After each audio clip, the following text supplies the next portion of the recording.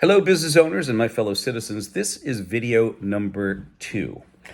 Russ Chaney, ANSI nomination chairman, violates ANSI code of conduct, which was approved in December of 2018. And let me read you another part of this code of conduct. Violations of code of conduct. Investigative inquiry. If the ANSI board chair, which is Russ Chaney or Joe Bathy or anybody they give the title to at the time, but more than likely it is Russ Chaney, investigates inquiry if the ANSI board chair determines that the complainant requires further action. The chair shall promptly designate an investigative team, which may be comprised of ANSI's general counsel, ANSI staff, and any disinterested directors, collectively investigators, to undertake any investigative inquiry, which may, at the chair's investigator's discretion, include the following steps. Who the heck wrote that thing? Wow.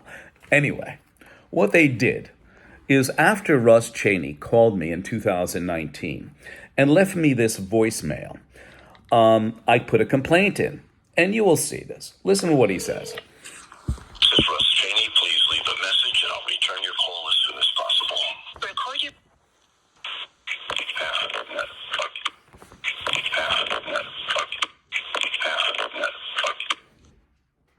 Yes, and that's the definition. Now, that definition was snapshot off the Urban Dictionary back in 2019. They have more recently changed the definition of what half a nut means.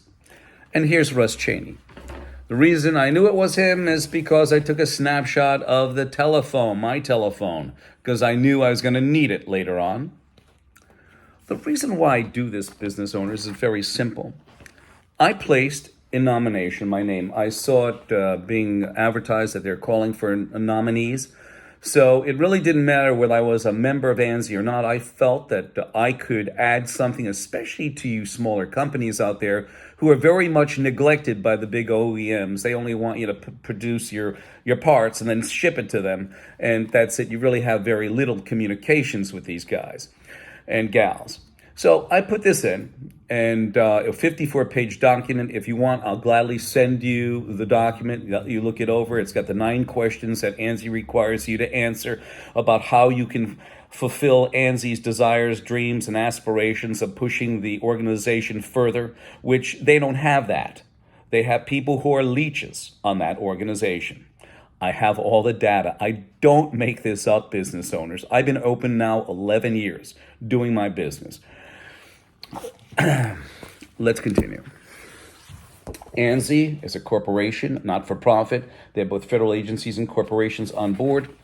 They always stress about being impartial or oversight. I don't think so, and you will probably agree with that. We're going to go right ahead with this. In 2019, I did a video concerning A2LA, which is an accreditation body for laboratory, where Pamela Sales, the vice president of laboratory accreditation, stated under deposition that there are variances from one laboratory to another. So how do you feel about your blood getting drawn or giving them any sort of bodily fluids to test if there's variances from one laboratory to another? And that also goes for just about every laboratory there is, virology or any other lab. They also sat upon the IAF, and at the time when they did, 2019, a Chinese Communist national, Zhao Jinwu, which I've showed you in other videos, he was the chairman, handed over the chairmanship of the IAF, International Accreditation Forum, incorporated in Delaware, no less, America.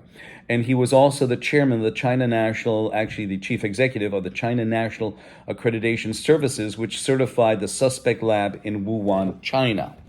And Ashley Morton wrote, a A2LA employee, and she said this underneath my video. She said, A2LA does not sit on ANSI, and they both are American accreditation bodies with equal standing. Does that look like it sits on ANSI? And by the way, I have actually the record. I have the ANSI members of management list, and A2LA is on there, of course.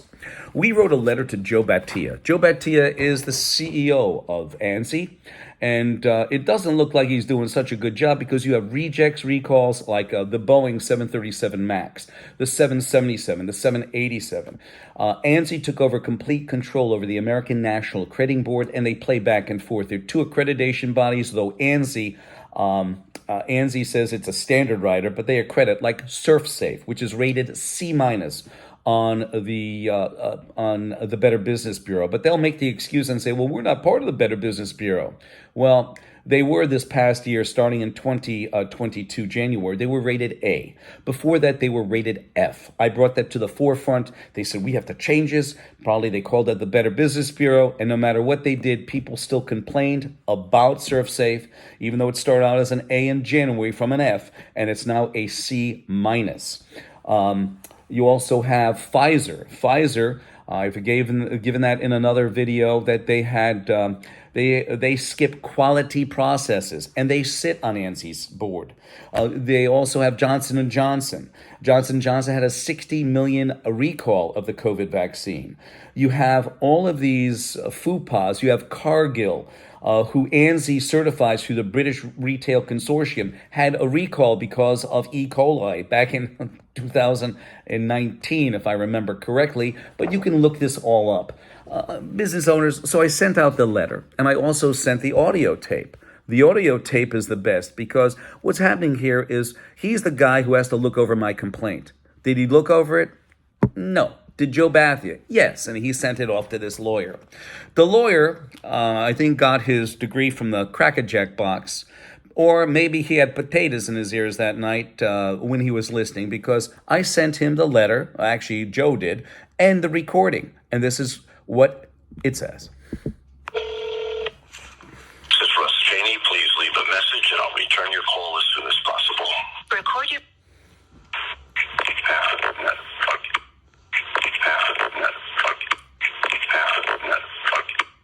So, in his response, if you want, I'll gladly send you his letter of response, because this is exactly what he said.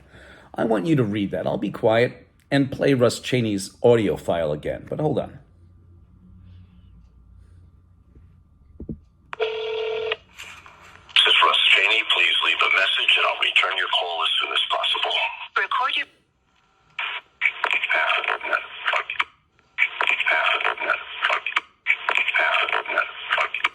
Business owners, Mr. Jameson, I would say that Russ Chaney did say, half a nut, fuck you. And please, business owners and my fellow citizens, if you didn't hear half a nut, fuck you, please, write down below. Tell me what you really heard, because I hear, well, we'll play it again. This is Russ Chaney. Please leave a message and I'll return your call as soon as possible. Record your...